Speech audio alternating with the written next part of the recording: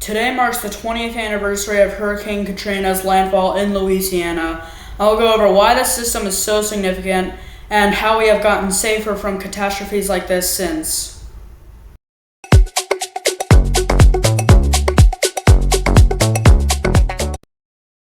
CBS Cyclone, Friday, August 29th, 2025. So today marks the 20th anniversary of Hurricane Katrina's landfall in Louisiana. It particularly devastated New Orleans because New Orleans is a city that lies below sea level. So they basically have big seawalls called levees that protect the city from flooding. But what Hurricane Katrina did, it absolutely obliterated the levees, and then 80% of New Orleans ended up underwater. But it wasn't only New Orleans that felt the impacts, but they did feel the worst impacts. But it was also Mississippi and Alabama. Parts of Mississippi saw a 28-foot storm surge, which is huge.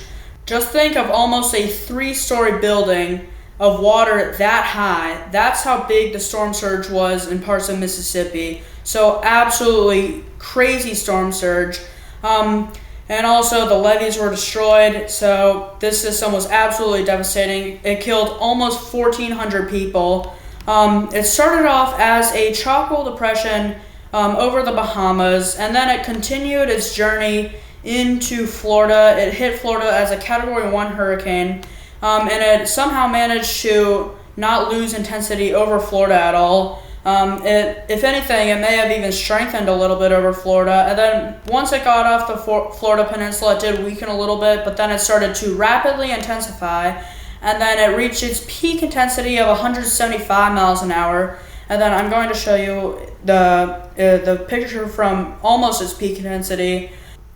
Katrina had a 40-mile wide eye at its peak intensity, which is a really big eye, but it still managed to have 175 mile an hour sustained winds at its peak intensity. So a very strong hurricane. But then what happened is Katrina went through an owl replacement cycle, and then it started to weaken and made landfall in New Orleans as a 125 mile an hour Category 3 hurricane, which luckily was not a Category 5 hurricane at landfall, which I guess the impact could have been much, much worse. I don't think they would have changed that much in New Orleans, but I think for Alabama and Mississippi, they would have been much, much worse if this were a Category 5 hurricane at landfall. So this was a very devastating system.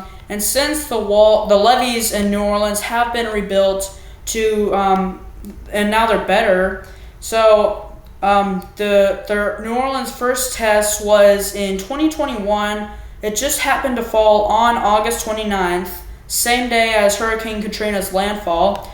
So Hurricane Ida made landfall in Louisiana as a 145 or 130 mile an hour major hurricane. I can't really tell with this, it's too close to tell, which is a Category 4 hurricane. So that was New Orleans' first big test, and luckily the levees survived, but Ida was still very devastating and killed a little over 100 people, but it wasn't as devastating as Katrina. Ida was retired, and so was Katrina.